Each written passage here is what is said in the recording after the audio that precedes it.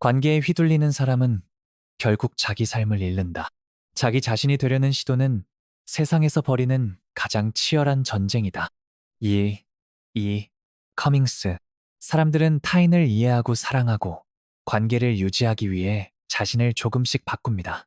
그러나 그 조정이 반복되다 보면 문득 이런 순간이 찾아옵니다. 나는 누구였지? 남의 기대에 맞추느라 나는 내 목소리를 내본 적이 언제였을까? 그렇게 관계에 휘둘리다 보면 정작 중요한 자기 자신이 사라집니다. 한 중년 여성 환자가 있었습니다. 늘 밝고 상냥했지만 병원 기록에는 만성 두통과 불면증이 반복됐습니다.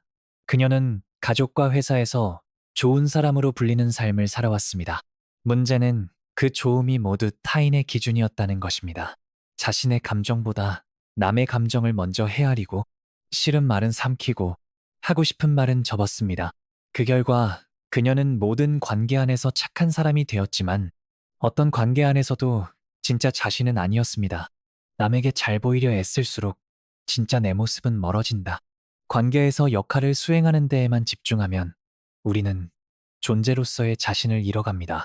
그 여성은 결국 남의 인정을 얻는 데 익숙해져 있었지 자기 스스로를 인정해 본 적은 없었습니다. 철학자 쇼펜하우어는 말했습니다. 타인의 시선에 자신을 맡긴 사람은 스스로를 파는 것이다. 남에게 맞춰 살아가는 삶은 결국 거래입니다. 호감을 얻기 위해 나를 줄이고 평화를 위해 감정을 숨기고 그 대가로 인정과 안정감을 얻습니다. 하지만 그것은 진정한 관계가 아닙니다. 그건 연기입니다. 관계는 내가 사라져야만 유지되는 것이어선 안 됩니다. 건강한 관계는 타협이 아니라 존중에서 시작됩니다. 나는 이렇게 생각하고 당신은 저렇게 느끼는구나. 그 다름을 인정하는 것. 거기서부터 관계는 비로소 성숙해집니다. 물론 세상은 말합니다. 그래도 어울려 살아야지. 좀 참고 맞춰줘야지. 맞습니다. 관계는 혼자서 만들 수 없습니다. 하지만 타인을 배려한다는 이유로 자기 자신을 부정하지는 말아야 합니다. 어릴 적 한 남학생이 친구에게 무시당한 적이 있었습니다. 그 후로 그는 무례하지 않은 사람이 되기로 결심했습니다. 항상 양보했고, 항상 사과했고, 항상 자신을 눌렀습니다. 사람들은 그를 좋아했지만 정작 그는 어떤 관계에서도 존중받고 있지 않다고 느꼈습니다. 왜냐하면 그는 자기 자신을 존중하지 않았기 때문입니다. 관계의 시작은 늘 나입니다. 내가 나를 존중하지 않으면 타인도 나를 존중하지 않습니다. 나는 누구인가를 스스로 정의할 수 있어야 내가 어떤 관계를 맺고 싶은가도 정할 수 있습니다. 불교에서는 이것을 자성즈식이라 말합니다. 타인의 말이나 행동에 따라 요동치는 마음이 아니라 흔들림 없는 자기 자신을 세우는 것. 그 자리에 서면 관계는 굴욕이 아니라 선택이 됩니다. 너는 왜 나한테 이러니? 가 아니라 나는 이런 대우를 받지 않기로 했어. 라고 말할 수 있어야 합니다. 그 한마디를 할 수 있는 사람은 자기 삶의 주인이 된 사람입니다. 가장 먼저 회복해야 할 관계는 나와 나 사이의 관계입니다. 우리는 늘 누군가의 시선 안에서 살고 누군가와 얽힌 일상 속에서 살아갑니다. 하지만 하루의 끝에서 스스로에게 물어보십시오. 나는 나답게 살았는가? 그 질문에 고개를 끄덕일 수 있다면 그날의 관계는 성공한 것입니다. 누구에게도 휘둘리지 않고 자신의 기준 안에서 따뜻한 관계를 맺는 사람, 그 사람이 결국 외롭지 않은 사람입니다. 사람을 바꾸려는 순간 관계는 틀어지기 시작한다. 누군가를 사랑한다는 건 그를 바꾸려 하지 않는 것이다. 자크 라캉.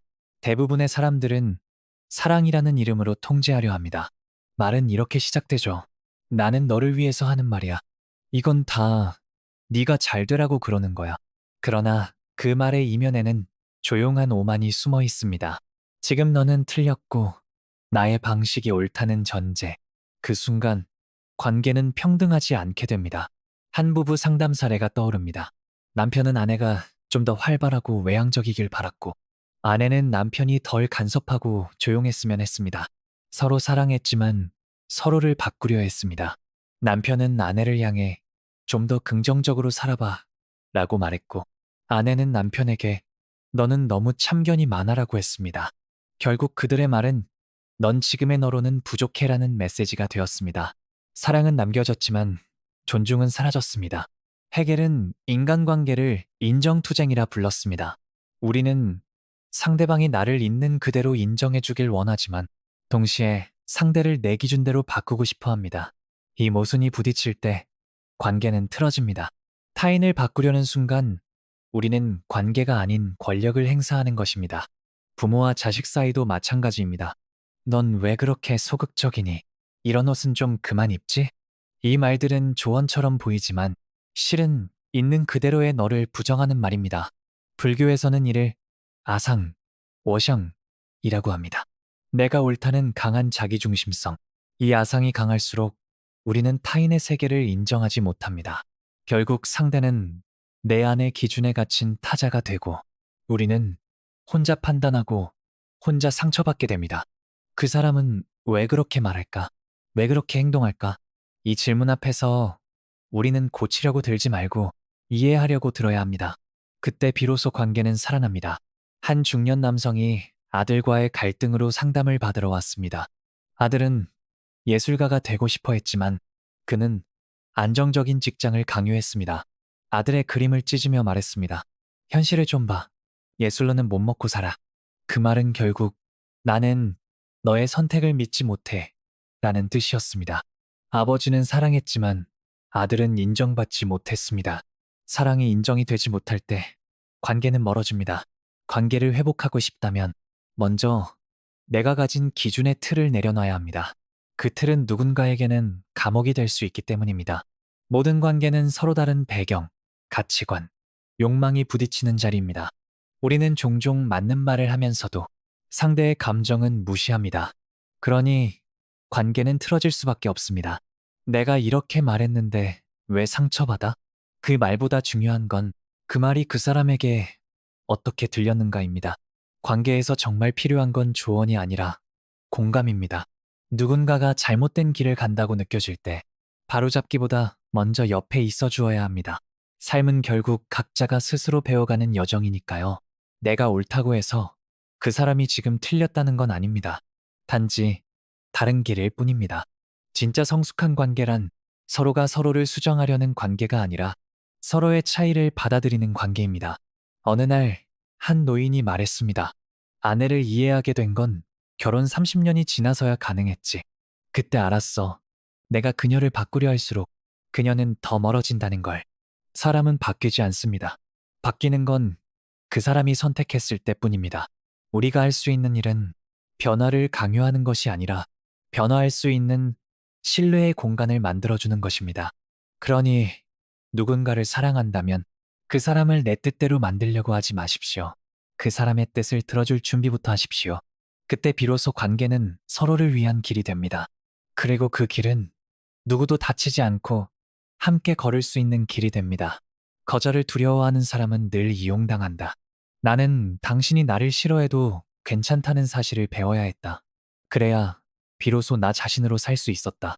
알랭드 보통, 거절은 관계를 망치는 것이 아니라 나를 지키는 가장 기본적인 방패다. 하지만 많은 사람들은 거절을 어려워한다. 왜냐하면 거절은 곧 미움을 떠올리게 만들기 때문이다.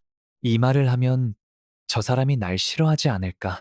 이번 부탁을 거절하면 다음엔 안 찾아주지 않을까? 이렇게 우리는 미움받지 않기 위해 자꾸 자신을 줄인다. 그러다 보면 어느 순간 사람들에게 너무 쉽게 휘둘리게 된다. 좋은 사람이 아니라 만만한 사람이 되는 것이다. 한 50대 남성이 있었다. 늘 주변에서 참 좋은 분이라고 불렸다. 부탁을 거절하지 않고 늘 먼저 손을 내밀었다. 하지만 그의 일기장엔 이런 문장이 적혀 있었다. 나는 요즘 사람을 피하고 싶다. 다른 사람을 도와줄 힘이 아니라 나를 돌볼 시간이 필요하다. 그는 타인을 만족시키느라 스스로를 탈진시킨 사람이었다. 거절하지 못하는 사람은 관계에서 점점 사라진다. 자신의 감정보다 타인의 필요를 우선시하고 자신의 한계를 숨긴 채 계속해서 괜찮은 척을 한다. 그러다 보면 결국 무너지는 건 그 관계가 아니라 자기 자신이다. 사람은 자신이 허락한 만큼만 침범당한다. 경계는 단단한 사람만이 세울 수 있다. 철학자 칼 융은 이렇게 말했다. 모든 삶의 문제는 아니오라고 말할 수 있는 용기에서 시작된다. 얘는 습관처럼 나가지만 아니오는 훈련이 필요하다. 그리고 그 훈련은 자기를 존중하는 마음에서 시작된다. 어떤 이는 이렇게 말한다. 그냥 해주면 좋잖아요. 내가 참으면 끝나는 일 아닌가요? 하지만 참는 일은 끝나지 않는다. 그 누적된 인내는 피로로 쌓이고 그 피로는 어느 순간 분노가 된다. 그리고 그 분노는 자신에게 돌아오든 관계를 망치든 어느 쪽이든 파괴적인 방식으로 터져나오게 된다. 나는 네가 싫어서가 아니라 내가 지켜야 할 게 있어서 거절하는 거야. 이 말이 자연스럽게 나오는 사람은 자기 삶의 중심이 분명한 사람이다. 거절은 공격이 아니라 자기 존중의 표현이다. 그리고 좋은 관계는 그 경계를 존중할 줄 아는 사람과 맺는 것이다. 한 젊은 여성이 직장에서 반복적으로 자비를 떠맡았다. 그녀는 말한다. 제가 하면 일이 빨리 끝나니까요. 하지만 속마음은 달랐다. 거절했다가 미움받을까봐 무서웠어요. 그녀의 능력은 존중받지 못했고 그녀의 친절은 편리함으로 소비되었다. 모든 관계는 편안함이 아니라 경계 위에서 선다. 어떤 관계든 내가 거절할 수 있을 때 비로소 균형이 생긴다. 그 균형은 서로의 자율성과 존중 위에 세워진다. 불교에서는 이를 지계, 지제라 한다. 지계란 남을 제어하는 것이 아니라 자신이 무너지지 않도록 마음의 경계를 지키는 것이다. 마음에도 울타리가 있어야 한다. 그 울타리가 있어야 누구도 나를 함부로 넘보지 못한다. 착한 사람이 되는 건 쉽다. 그러나 단단한 사람이 되는 건 연습이 필요하다. 단단하다는 건 차가운 사람이 되는 게 아니다. 내가 웃고 싶을 때 웃고 싫을 땐 싫다고 말할 수 있는 사람. 그게 진짜 따뜻한 사람이다. 왜냐하면 그런 사람만이 타인의 경계도 존중할 수 있기 때문이다. 누군가에게 도와줄 수 있어? 라는 질문을 받았을 때 도와주고 싶어서 예라고 하는 사람과 거절을 못해서 예라고 하는 사람은 완전히 다르다. 전자는 인간적이고 후자는 소진된다. 자기 삶을 지키고 싶다면 거절하는 법부터 배워야 한다. 그리고 기억하자. 거절했을 때 멀어지는 관계라면 그 관계는 처음부터 진짜가 아니었다. 자신을 지키는 용기. 그것이 결국 타인에게도 좋은 사람이 되는 첫걸음이다. 상처는 있는 것이 아니라 껴안는 것이다. 상처를 치료하는 방법은 상처를 부정하지 않는 데 있다. 루이제 린저. 상처는 우리가 피하고 싶은 감정의 그림자다. 모든 고통은 반복되고 우리는 종종 이렇게 말한다. 이제 그 일은 잊었어. 괜찮아. 시간이 약이잖아. 하지만 진짜 잊힌 상처는 다시 떠오르지 않는다. 계속 떠오른다는 건 여전히 그 자리에 있다는 뜻이다. 한 남성이 있었다. 어린 시절 아버지에게 반복적으로 듣던 말이 있었다. 넌 왜 그렇게 쓸모없냐? 그 말은 성인이 된 뒤에도 그의 자존감을 조용히 짓눌렀다. 회사에서 인정받아도 누군가 칭찬해도 그는 항상 나는 부족하다는 감정에서 벗어나지 못했다. 그 상처는 잊힌 것이 아니라 눌려 있었던 것이다. 감정은 억압된다고 사라지지 않는다. 무시한다고 없어지지 않는다. 마음의 통증은 육체의 통증보다 오래간다. 단지 말하지 않았을 뿐 아무 일도 없었던 게 아니다. 철학자 니체는 말했다. 감정은 눌러질 수 있지만 사라지지 않는다. 그것은 형태를 바꿔 다시 돌아온다. 상처를 억누르면 그것은 분노로, 무기력으로, 혹은 자기 파괴로 되돌아온다. 그러니 상처를 회피하려 하지 말아야 한다. 도리어 그것을 정면에서 바라보는 일이야말로 진짜 치유의 시작이다. 불교에서는 이것을 수용쇼이라 부른다. 마음에 떠오른 감정을 부정하거나 몰아내려 하지 않고 있는 그대로 알아차리고 껴안는 일. 고통을 없애는 것이 아니라 그 고통과 함께 머물 수 있는 힘을 기르는 것. 그것이 마음의 성숙이다. 어느 60대 여성이 찾아왔다. 남편이 오랜 병 끝에 세상을 떠난 지 3년. 그녀는 여전히 밤마다 울었다. 사람들은 말했다. 이제는 그만 잊어야지. 죽은 사람 붙들고 살 수는 없잖아.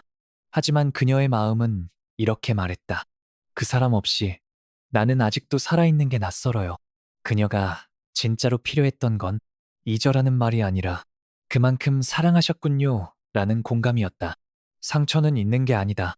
그건 시간 속에서 사라지는 것이 아니라 인생 속에 통합되는 것이다. 그 일이 있었지만 나는 살아간다. 그 고통을 겪었지만 나는 여전히 누군가를 사랑할 수 있다. 그 말이 가능해질 때 상처는 더 이상 고통이 아니라 내 안의 일부가 된다. 마음의 회복은 완벽하게 아물었을 때 오는 것이 아니다. 상처가 있어도 여전히 나를 살아낼 수 있을 때, 그게 진짜 치유다. 어떤 사람은 이렇다. 상처받지 않으려 사람을 피하고, 기억나지 않으려 마음을 닫고, 안전하려 애쓰다 결국 혼자가 된다. 그러나 그 외로움 속에서도 고통은 사라지지 않는다. 그 이유는 하나다. 상처는 피한다고 줄어들지 않기 때문이다. 우리는 모두 크고 작게 찢긴 자리들을 안고 산다. 누구는 부모에게, 누구는 연인에게, 누구는 삶 자체에게 상처를 받았다. 그 상처를 지우려 하지 말고 그 상처를 인정할 수 있어야 한다. 그때 비로소 타인의 아픔도 이해할 수 있게 된다. 진짜 강한 사람은 상처가 없는 사람이 아니라 상처를 마주할 수 있는 사람이다. 그 일이 나를 망치지 않았다. 그 상처는 내 약점이 아니라 내 서사가 되었다. 그렇게 말할 수 있을 때 그 사람은 더 이상 과거에 붙들려 있지 않다. 상처는 나를 무너뜨리는 것이 아니라 나를 다시 세우는 재료가 될 수 있다. 단 하나의 전제는 그 상처를 껴안을 줄 알아야 한다는 것이다. 마치 겨울바람을 피하지 않고 그대로 맞으며 걷는 것처럼 마음의 바람도 외면하지 않고 걸어야 한다. 슬픔은 있는 것이 아니라 들고 가는 것이다. 어느 시인의 말처럼 우리는 고통을 들고 살아간다. 그 무게를 안고도 여전히 사람을 만나고 새로운 사랑을 시작하고 또다시 실망하고 그러면서도 다시 일어난다. 그 반복 속에 우리는 조금씩 단단해지고 조금씩 너그러워진다. 상처를 안고 웃을 수 있는 사람, 그 사람이 결국 살아남는다. 당신이 떠나야 할 자리는 따로 있다. 내 마음의 자리를 지키는 법. 어떤 자리는 떠나야만 비로소 내가 보인다. 하이데거. 우리는 종종 너무 오래 머문다. 이미 마음은 닫혀 있었는데 익숙하다는 이유로 놓을 수 없다는 불안으로 자꾸만 그 자리에 남아있는 것이다. 관계든 직장이든 혹은 한 사람에 대한 미련이든 떠나야 할 때를 알아보는 건 자신에 대한 존중이자 그 관계에 대한 마지막 예의일지도 모른다. 한 40대 남성이 있었다. 그는 10년 넘게 친구의 사업을 도왔다. 늘 을의 입장에서 일했고 보상도 적었다. 하지만 그는 말한다. 그 사람과 쌓은 세월이 아깝잖아요. 그 세월은 이제 고통이었고 그는 매일 더 지쳐갔다. 아깝다는 마음 때문에 정작 아까운 건 지금의 자신이었다. 떠난다는 건 비겁함이 아니다. 그건 자기 삶의 방향을 되찾는 일이다. 내가 누구인지, 어디에 있어야 나답게 살 수 있는지 그걸 물어야만 한다. 철학자 세네카는 말했다. 당신의 삶을 앗아가는 사람에게 더는 시간을 허락하지 마라. 사람들은 말한다. 그래도 좀 더 노력해봐. 관계는 쉽게 포기하는 게 아니야. 맞는 말이다. 하지만 노력이라는 말 뒤에 자신의 파괴가 숨어 있다면 그건 미련이지 진심이 아니다. 불교에서는 인연이 다했다는 말을 자주 한다. 그 말은 미워해서가 아니라 더 이상 함께 갈 수 없기 때문에 보내는 것이다. 인연이 다한 자리에 억지로 머물면 그곳은 집이 아니라 감옥이 된다. 한 여성이 있었다. 가족의 기대에 눌려 자신이 원하지 않는 길을 갔고 결혼도 직장도 해야 하니까 선택했다. 그리고 어느 날 깊은 우울감의 병원을 찾았다. 그녀는 말한다. 이건 제 인생이 아닌 것 같아요. 사실 그녀는 타인의 삶을 대신 살아주고 있었던 것이다. 그녀에게 필요한 건 도움도 조언도 아니었다. 그저 떠나는 용기였다. 마음을 옮기는 것, 삶의 중심을 타인에게서 다시 자기 자신에게로 가져오는 일. 그게 그녀에게 가장 시급한 처방이었다. 우리는 살아가면서 어쩌면 수없이 많은 자리에서 떠나야 한다. 그 떠남은 항상 아프다. 하지만 그 아픔이 지나고 나면 이해하게 된다. 아, 여기가 내가 있어야 할 곳이 아니었구나. 관계를 지속하는 것도 용기지만 관계를 그만두는 것도 용기다. 사람은 끝을 두려워하지만 사실 끝은 또 다른 시작이다. 진짜 무서운 건 끝내야 할 것을 끝내지 못해 자기 자신을 잃어가는 것이다. 마음에도 자리가 있다. 그 자리를 아무에게나 내주면 그 사람은 내 감정을 내 일상을, 내 시간마저 흔든다. 그러니 누굴 내 마음에 들일지는 신중해야 한다. 그리고 누가 그 자리에 머물 자격이 없는지를 분명히 알아야 한다. 떠난다고 해서 나쁜 사람이 되는 게 아니다. 그건 자기 삶을 되찾기 위한 결단이다. 그 결정이 있어야 다시 나를 사랑할 수 있다. 삶은 무수한 선택의 연속이다. 그 선택들 속에서 당신은 가장 중요한 걸 기억해야 한다. 당신 자신, 누군가를 실망시키더라도 자기 자신을 실망시키지 마라. 그것이 진짜 자리를 지키는 법이다. 누군가는 말했다. 결국 나를 지키기 위해 몇몇 사람을 잃는 일이 생기더라도 그게 틀린 건 아니다. 진짜 관계는 내가 나로 존재할 때 맺어진다. 그러니 당신이 머물 자리는 당신을 아프게 만드는 곳이 아니라 당신이 따뜻하게 쉴 수 있는 곳이어야 한다. 어떤 관계는 떠나는 것이 가장 큰 사랑일 수도 있다. 자기 자신에게 하는 사랑. 나는 지금 나답게 살고 있는가? 그리고 그 질문에 고개를 끄덕일 수 있는 사람이 결국 진짜로 사람을 사랑할 수 있는 사람입니다.